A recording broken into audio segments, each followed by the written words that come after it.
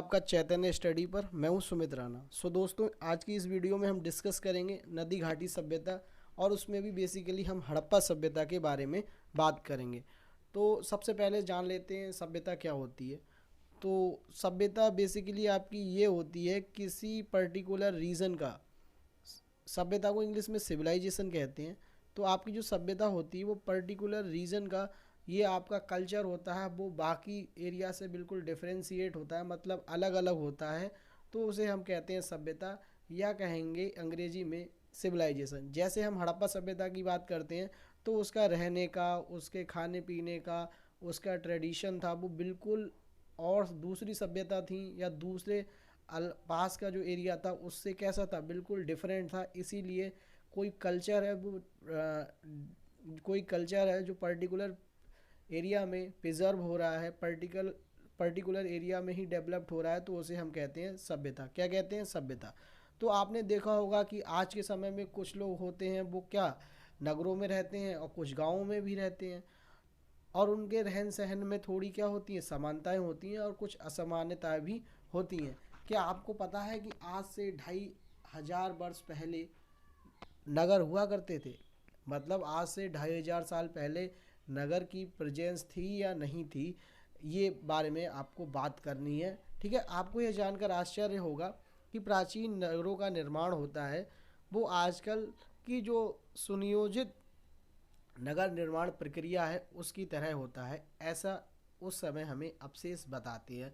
तो हमें archaeological archaeological सर्वेक्षण के बाद हमें ये पता चला है कि इस तरह की जो आज पर्टिकुलर आपकी जो नगर योजना है उसकी तरह ही पहले 3000 साल पहले या 2500 साल पहले इस प्रकार के नगर रहे होंगे। ठीक है, तो सबसे पहले बात करते हैं हमारी हड़प्पा सभ्यता थी वो किस नदी के कारण, किस नदी के किनारे मिली, किस नदी के किनारे स्थित थी।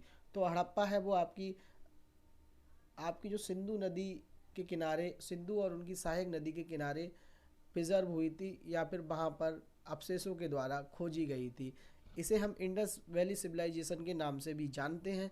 इसका नाम हड़प्पा इसलिए पड़ा क्योंकि इसका जो पहला स्थल जो खुदाई करने पर प्राप्त हुआ वो आपका था हड़प्पा, इसीलिए इसका नाम पड़ा। ठीक है, प्राचीन, अब मैं आपको लाइन बाय लाइन समझा देता हूँ। विश्व की प्राचीन नगर सभ्यताओं का विकास नदियों के किनारे हुआ। तो विश्व की जो प्राचीन सभ्यताएं हैं, चाहे आप कोई सी भी सभ्यता ले लीजिए, चाहे आप नील नदी की सभ्यता ले लीजिए, चाहे आप मेसोपोटामिया की सभ्यता ले लीजिए, आप चीन वाली सभ्यता है वो ले लीजिए, तो ये सब आपकी नदी के किनारे डेवलप हुई। क्यों हुई? क्योंकि यहाँ पर वाटर की अवेलेबिलिटी थी, इसीलिए यहाँ पर जो सभ्यताएं हैं वो उनका जन्म लिया। ठीक है, आजकल आप देखते हैं या आपने जो प्रेजेंट के गांव देखे होंगे तो वो आपको किसी नदी के किनारे ही ज़्यादातर मिलते होंगे। क्यों? क्योंकि उस समय वाटर बहुत मेन रिसोर्स था जिससे हम अपनी जीवन यापन कर सकते थे। प्रेजेंटली आप वाटर के लिए ज़्यादा मशक्क़त नहीं करनी पड़ती है। उत्तर प्रदेश के रीजन में या जहाँ पर वाटर अवेलेबिलिटी है तो वहाँ पर आप हैंडपम्प की सहायता से, अब मोटर उसकी सहायता से आप पानी है वो आराम से ले लेते हैं। लेकिन पिछले समय में, आज से बहुत समय पहले, वाटर की जो ज़रूरत थी वो ज़्यादा थी और वाटर आपको केवल नदी में ही मिल सकता था। इसीलिए आज भी देख लेंगे या पहले भी देख लेंगे, जो गांव है या जो नगर है वो नदी के किनारे ही आपको मिलते हैं और सभ्यता भी आपको गांव के किनारे मिलते हैं। ठीक है, क्योंकि पानी की वजह से आपको खेती की उपलब्धता के लिए पानी मिल जाता था, पीने के लिए मिल जाता था, प्लस जानवर होते थे जो पाले जाते थे उनके लिए भी मिल जाता था। अब आपका जब अधिक अनुत्पादन हो गया, इससे क्या हुआ? इससे व्यापार को बढ़ावा मिला। जब आपके पास वाटर की अवेलेबिलिटी है, फसलों को आपको पानी मिल रहा है, तो आपका अनाज है वो सरप्लस होगा। अब जब अनाज सरप्लस होगा तो उसकी वजह से आपका विकास संभव हो सका होगा और इसी से आपके जो नगर हैं वो आपके प्रेजेंट सिनेरियो में आए। व्यापार के लिए भाई जो जल मार्ग होता है वो सबसे ज़्यादा सुलभ होता है, क्योंकि स्थल मार्ग में बहुत सारी प्रॉब्लम्स आ जाती हैं, इसीलिए जल मार्ग होता है वो सुलभ होता है और सरल होता है। साथ ही साथ नदी से व्यापार करना आपको आसान होता है, सस्ता होता है और सुरक्षित होता है। नगरीय जीवन में अब कृषि की अपेक्षा अन्य काम धंधों को अधिक महत्व मिला, क्योंकि जो नगर का जीवन था उसमें केवल आप कृषि कर कर ही काम नहीं कर सकते, क्योंकि आपको अदर काम भी करने पड़ते हैं। प्रेजेंट में आप देखेंगे तो आपको नगर वाले लोग हैं जो सिटीज़ में हैं वो आपको ज़्यादा खेती करते हुए नहीं दिखाई देते हैं, वो आपको ऑफिसेस में और जो जॉब्स हैं उनमें ज़्यादा मिलते हैं। ऐसे ही प्राचीन काल में था, वो कृषि को छेड़कर अन्य कार्य भी करने लगे थे। ठीक है, इन काम धंधों के लिए, विकास के लिए प्राकृतिक कच्चा माल की उपलब्धता तथा उससे निर्मित वस्तुओं ने नगरीय जीवन को उन्नत बनाया। जो आपका नगरीय जीवन था वो डेवलप किस वजह से हुआ, क्योंकि जो कच्चा माल था वो इजीली अवेलेबल था। फलस्वरूप पहली बार अलग अलग नदियों के किनारे नगरीय सभ्यता का विकास हुआ, जिनमें सिंधु के तट पर जो विकसित हुई सभ्यता उसे हम हड़प्पा सभ्यता के नाम से या इंडस वैली सिविलाइजेशन के नाम से भी जानते हैं। इंडस वैली सिविलाइजेशन इसे इसलिए कहते हैं क्योंकि ये इंडस नदी यानी कि सिंधु नदी के किनारे फली फूली थी। हड़प्पा सभ्यता इसे इसलिए कहते हैं क्योंकि ये आपकी पहला स्थल जो खोजा गया, जो अवशेष मिले थे, जिस स्थान के मिले थे वो हड़प्पा था। ठीक है, तो हड़प्पा कहाँ पर है, ये आपका पाकिस्तान में है। तो यहाँ पर मैप करके दिखाया है कि इंडिया का ये रीजन है। ठीक है, यहाँ पर आपको हड़प्पा सभ्यता, इसका जो टाइमलाइन बताई जाती है वो 2500 ईसा पूर्व से 1520 ईसा पूर्व के बीच में बताई जाती है।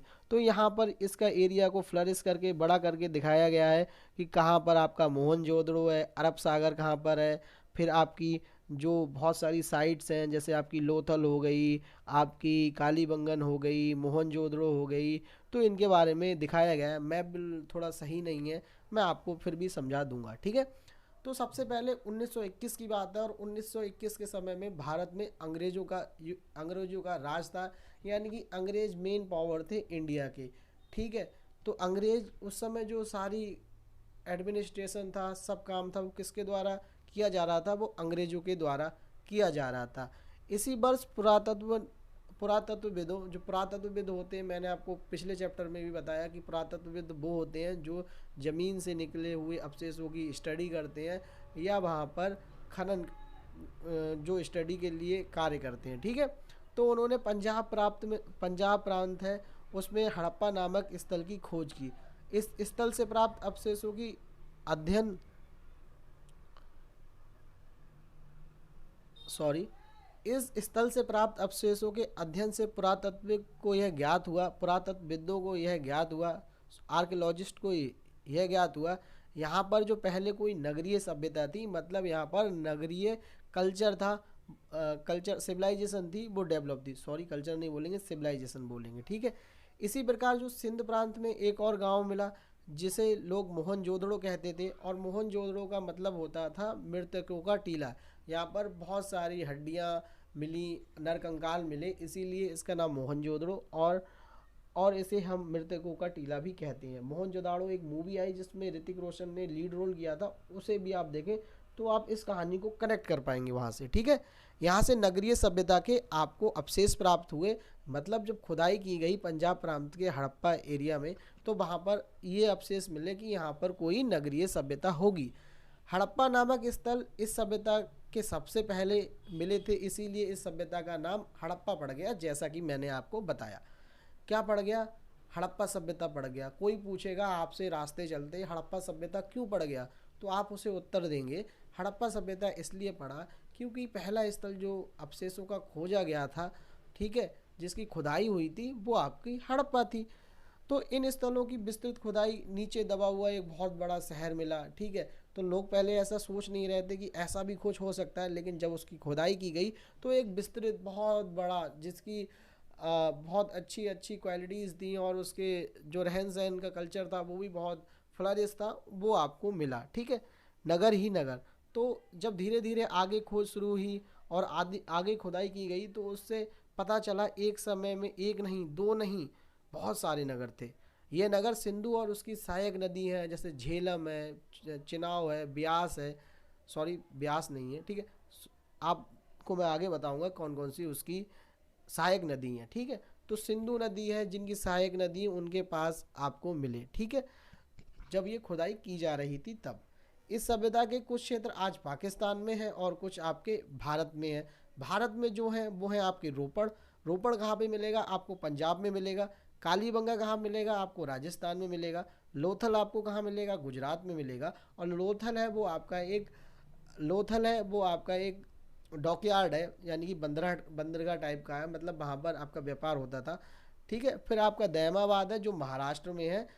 इससे संबंधित ये पुरा स्थल है, इनके नाम आप याद रख लीजिए, आपको हर परीक्षा में मदद करेंगे। और आपकी जो बुक है 6 क्लास की है, इसमें भी आपको परफेक्टली बेनिफिट देंगे। ये नाम अगर आप याद रखेंगे तो मेरे साथ आप जहाँ हैं वहाँ से बोलिए। रोपड़ कहाँ पे है? पंजाब में है। कालीबंगा कहाँ है? राजस्थान में है। दैमाबाद कहाँ है? महाराष्ट्र में। लोथल कहाँ है? गुजरात में है। तो इस सभ्यता से ये स्थित पुरा स्थल है, यानी कि इन स्थलों पर खुदाई की गई थी। ठीक है, अब हम बात करते हैं नगरों की व्यवस्था विशेषताएं। तो वहाँ पर नगरों की नगर थे, बने थे, नगर थे जो खोद के निकले थे, मतलब खुदाई करने पर हमें उनके अवशेष प्राप्त करे थे। तो उनकी विशेषताएं क्या क्या थी, तो उसमें पता चलता है कि ये एक निश्चित योजना के साथ बनाए गए थे, मतलब पूरी सोच विचार की एक निश्चित योजना बनाकर उस पर कार्य किया था, तब ये नगरों का निर्माण किया गया था। उनकी जो सड़कें थी वो चौड़ी थी, छोटी थी, और छोटी छोटी सड़कें थी एवं गलियों से जुड़ी हुई थी। मतलब जिस तरह से बड़ी सड़क होती है वो छोटी छोटी गलियों से, गलियां छोटी छोटी मिलकर मिलकर वो बड़ी सड़क पर लगती हैं, इसी प्रकार से इनकी गलियां थी वो सड़क पर जुड़ी हुई थी। सड़कें जो थी वो पूरब से पश्चिम की ओर थी, पूरब से पश्चिम की ओर तथा उत्तर से दक्षिण की ओर जाती थी। सड़क के किनारे पक्की नालियां बनी थी। जैसा आजकल भी आप लोग देखते हैं कि सड़कों के किनारे क्या होती है, पक्की नालियाँ बनी होती हैं। आज से 2000 साल पहले या 2500 साल पहले आप कल्पना कीजिए कि इस तरह की फैसिलिटीज़ थी, वो अवेलेबल थी। ठीक है, हर घर के नाले बड़े नालों से मिल जाते थे, और आपकी नालियाँ होती थी उनमें से हल्की ढाल होती थी पानी, जिससे कि क्या हो पाए, आसानी से बह सके। इससे हमें ये पता चलता है कि लोगों में सफाई और स्वच्छता के प्रति उनकी जो जागरूकता थी वो कितनी थी। जैसा कि प्रेजेंट में भी देखा जाता है कि नालियों का प्रकार इस तरह होता है कि ढलान होती है, जिससे कि पानी आसानी से बह सके। ठीक है, अब उनके भवन निर्माण के बारे में बात करते हैं कि भवन निर्माण कैसा था। उत्खनों से कई इमारतें मिली हैं जो कि आयताकार थी। कैसी थी? आयताकार थी। कई 2 मंजिले घर थे और तथा कुछ छोटे छोटे घर थे। हड़प्पा, मोहनजोदड़ो एवं अन्य स्थलों की खुदाई से यह पता चलता है कि हड़प्पा कालीन भवनों का निर्माण सुनिश्चित योजना के अंतर्गत किया गया था। जैसा कि हमने पहले डिस्कस किया गया कि जो इनका जो भवन निर्माण था, इनका जो रोड डेवलपमेंट था, रोड को डेवलप किया, नालियों को जिस तरह डेवलप किया, वो इनकी एक योजना थी। इनके प्रत्येक घर के बीच में एक आंगन होता है, प्रेजेंटली भी होता है। आंगन के चारों ओर कमरे बने होते हैं, आज भी आपने देखे होंगे। प्रत्येक घर में रसोई घर, शौचालय, स्नान घर का उचित प्रबंध था। आजकल के प्रेजेंट घरों में भी आप ये सारी फैसिलिटी मिलती हैं। 2 मंजिला मकान में ऊपर जाने के लिए सीढ़ियाँ बनी हुई थी। ये टाइमलाइन बताई गई है कि हड़प्पा की जो थी 2500 से 1520 के बीच में है, तो ये टाइमलाइन भी आप ध्यान रखें, पेपर में इंपॉर्टेंट है।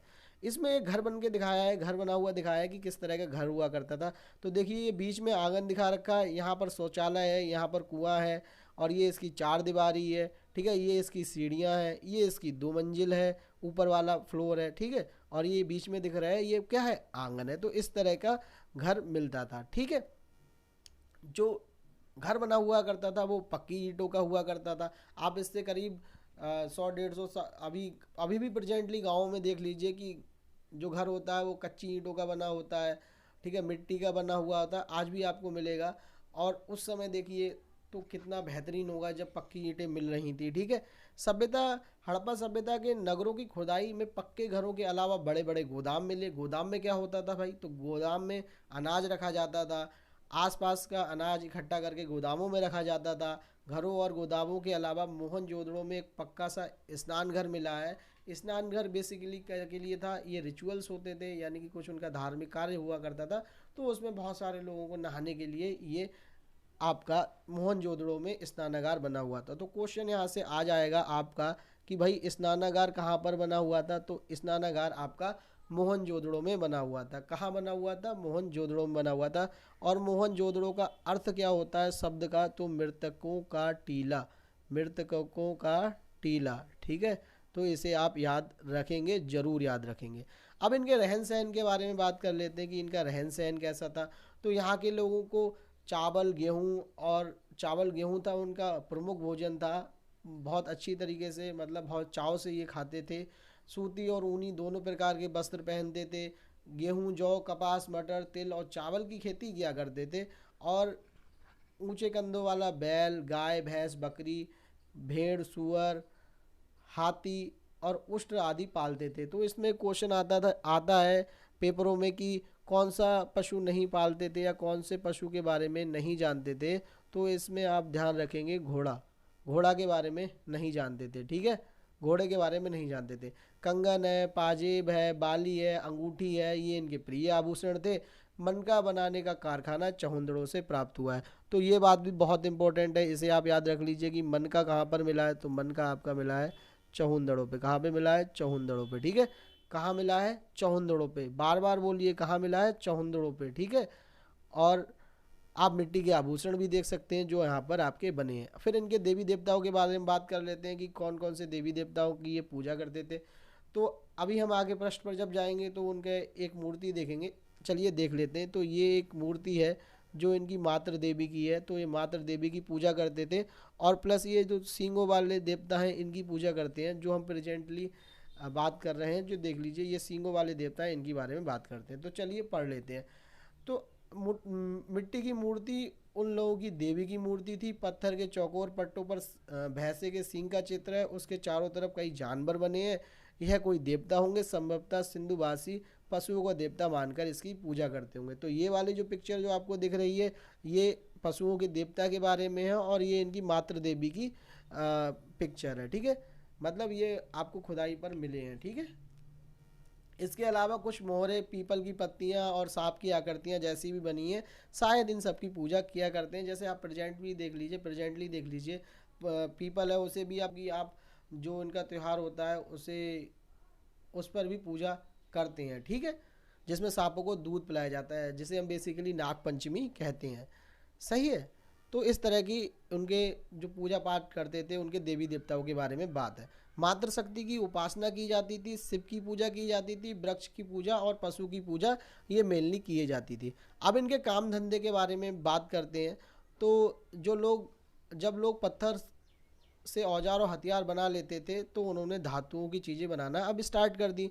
तो खुदाई में तांबे और कांसे की बनी कुल्हाड़ियाँ, दर्पण, आरी, कंघियाँ, उस्तरा आदि प्राप्त हुए हैं। इसका मतलब यह है कि सिंधु घाटी के लोग जमीन से धातु निकालने और उसको साफ करने तथा गलाकर चीज़ें बनाने की जानकारी रखते थे। कांसा और तांबा और टिन मिलाकर इनके द्वारा बनाई गई धातु है, सही है।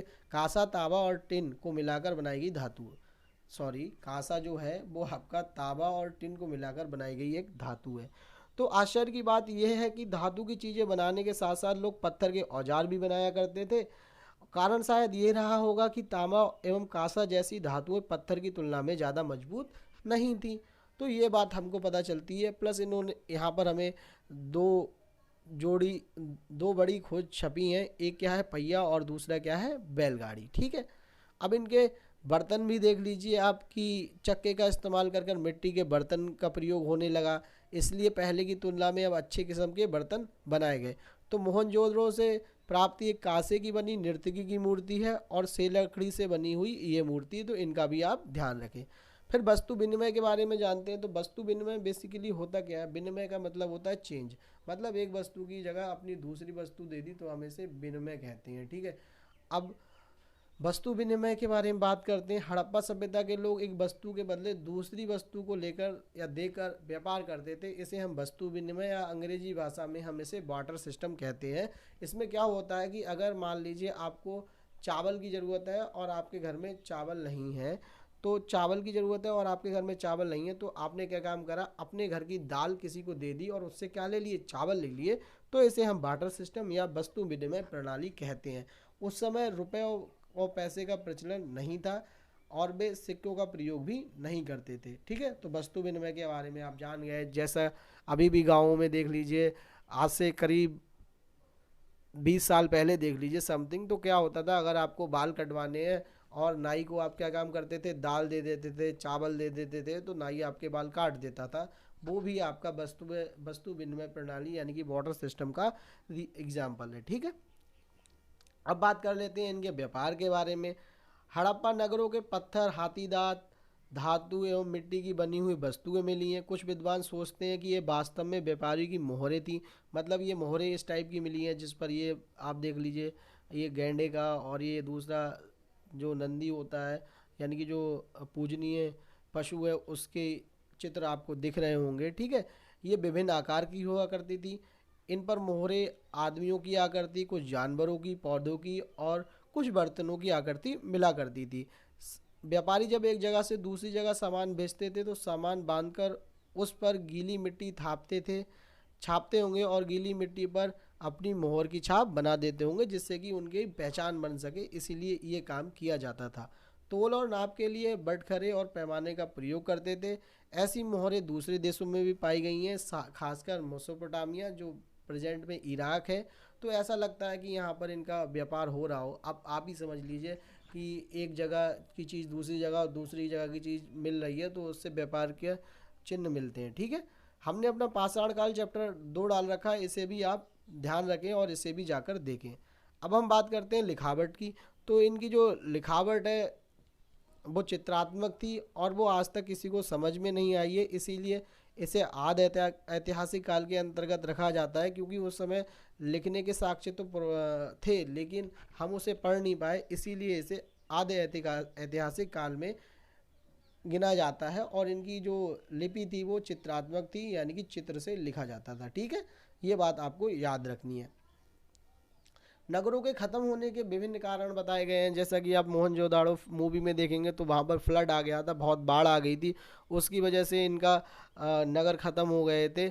और भी बहुत सारे कारण बताए जाते हैं, तो चलिए इनके बारे में एक बार पढ़ लेते हैं। आज से 5000 वर्ष पहले पहले नगर बने हुए थे। ये नगर लगभग 1000 साल तक बने रहे, फिर किसी कारण से नष्ट हो गए और मिट्टी में दब गए। कारण बाढ़ हो सकता है, भूकंप हो सकता है, महामारी हो सकती है। महामारी मतलब कोई एक बीमारी जो चारों ओर फैल जाए और उसका बचाव ना हो तो उसे हम महामारी कहते हैं। आक्रमण कर दिया होगा किसी ने, या आग या फिर आर्यों का आना, ये भी इसके कारण हो सकते हैं।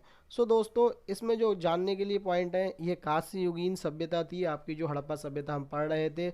आपके लड़ाई के अस्त्र शस्त्र यहाँ पर कम मिले हैं, तो यहाँ के लोग ऐसा समझ सकते हैं कि शांति प्रिय थे, ठीक है। ये आपकी पहली भारतीय नगरी सभ्यता थी, इसके बारे में आप ध्यान रखें। सभ्यता और योजना व्यापार शताब्दी के बारे में आपको बता चुका हूँ, ठीक है। फिर हम आगे चलते हैं, मेसोपोटामिया की सभ्यता के बारे में बात कर लेते हैं। जो मेसोपोटामिया की सभ्यता है वो इराक में इसकी खुदाई करने पर साक्ष्य मिले थे, और इसके आपको अब आपको मोहनजोदाड़ो या आप कह सकते हैं हड़प्पा सभ्यता से व्यापार करने के जो संकेत है वो भी मिले थे, क्योंकि यहाँ की जो मोहरें थी वो वहाँ पर भी मिली थी, ठीक है। तो इसमें आपको जो ब्लू रीजन है वो आपका जो पिंक रीजन यहाँ पर दिखाया गया है, ये आपका मेसोपोटामिया की सभ्यता का है। दूसरा आपका मिस्र की सभ्यता का है, ठीक है। और तीसरा आपका जो चीन की सभ्यता का कलर में देख लीजिए, फिर क्रीट की सभ्यता है, फिर सिंधु घाटी की सभ्यता है। यहाँ पर देख लीजिए, ये सिंधु घाटी की सभ्यता है, ये आपकी क्रीट की सभ्यता है, ठीक, चीन की सभ्यता है, ये आपको यहाँ पर दिखाई है। तो थोड़ा थोड़ा इनके बारे में पता कर लेते हैं, क्योंकि ये चैप्टर का नाम आपका था, इस चैप्टर का नाम नदी घाटी सभ्यता था, तो इसीलिए उनकी भी हम बात कर लेते हैं, ठीक है। तो 500 ईसा पूर्व या 2000 ईसा पूर्व यह सभ्यता दजला फारत नदी किनारे विकसित हुई थी। तो नदी का नाम याद रखना है, दजला और फारत। और जिगुरत इनके प्रमुख देवता थे। इनकी लिपि चित्रात्मक थी, मतलब चित्र से थी, जैसा कि आपकी हड़प्पा सभ्यता थी। तो इसमें देख लीजिए, इनका बना हुआ पवित्र स्थल है, यहाँ पर सबसे ऊपर है वो आपका जिगुरत है, ठीक है। यहाँ पर मंदिर में जाते हुए लोग हैं और ये 21 मीटर ऊंचा है। फिर हम बात कर लेते हैं मिस्र की सभ्यता। मिस्र की सभ्यता को नील नदी का वरदान कहते हैं, क्योंकि ये नील नदी के किनारे हुई थी। प्लस इनके जो सब होते हैं उनको संरक्षित रखने के लिए नाइट्रोजन नामक पदार्थ का लेप लगाया जाता था और मुलायम कपड़े से ढक देते थे। इसे हम मम्मी के नाम से जानते हैं, और इन्हें ये पिरामिड होते हैं इसके अंदर रखा जाता है। ऐसा आपको ध्यान रखना है कि मम्मी क्या होती है, उसमें लेप होता है वो नाइट्रोजन का लगाया जाता है। फिर हम क्रीट की सभ्यता के बारे में बात करते हैं। इसे महान द्वीप सभ्यता भी कहते हैं। यह मेडिटेरियन सी है आपका, उसके किनारे विकसित हुई थी, यानी कि भूमध्य सागर के किनारे हुई थी, और इसकी चित्रकारी के कारण यहाँ की बर्तन है उनकी मांग दूसरे देशों में रहती थी। फिर चीन की सभ्यता के बारे में बात कर लें तो चीन की सभ्यता है वो आपकी हांगो नदी किनारे विकसित हुई थी। सोटन और कपड़े और बांस पर लिखने के लिए ये फेमस थे। कागज़ का आविष्कार सबसे पहले आपका चीन में हुआ। तो कागज़ का आविष्कार सबसे पहले कहाँ हुआ? चीन में हुआ। ये आपकी वांगो नदी देख लीजिए, ठीक है। तो पहला क्वेश्चन आपका रहता है कि सिंधु घाटी की सभ्यता कैसी थी, तो भाई नगरीय थी, ठीक है। हड़प्पा कालीन नगर बसे हुए थे एक सुनिश्चित योजना के तहत। तो ये दो क्वेश्चन थे, हमने डिस्कस किए, पूरा चैप्टर भी डिस्कस कर लिया धीरे धीरे। तो आशा करता हूँ ये चैप्टर अच्छा लगा होगा। अगर चैप्टर अच्छा लगता है तो लाइक और शेयर और सब्सक्राइब तो बनता ही है। हम आपसे मिलते हैं नेक्स्ट वीडियो में, तब तक के लिए मुझे दीजिए इजाज़त, मिलते हैं नेक्स्ट वीडियो में।